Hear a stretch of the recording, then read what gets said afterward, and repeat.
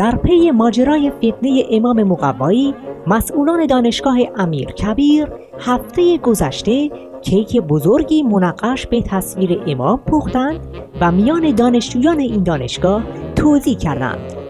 گزارشات منتشره از این مراسم امامخوری حاکی است که این بسیجیان به طرز وحشیانه‌ای به امام کیکی حمله ور شدند و دمار از روزگار امام راحل درآوردند.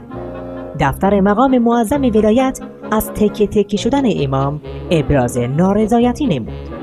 یک کارشناس نظامی دلیل عمده تلفات بسیجیان را در مانورها اینطور بررسی کرد: 1. پرتاب اشتباه ضامن به جای نارنجک. 2.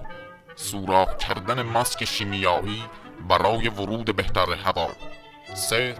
نگاه کردن به داخل لوله تفنگ جهت اطمینان از خروج صحیح گلوله.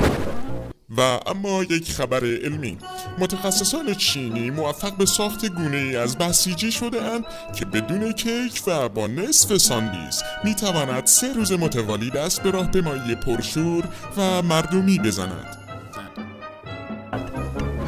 بر اساس خبر رسیده از بیت رهبری، تمرینات فشرده ایشان برای آمادگی اجرای دعای تحویل سال 1391 مدتی است آغاز شده است. ما مخرب النرخ و البازار، ما مدبر سختی و فشار، ما مخترع الگشت و الارشاد، ما مسبب الزور و الاجبار، ما مقلد و نوچه دجال، حول حالنا الی ضد الحال.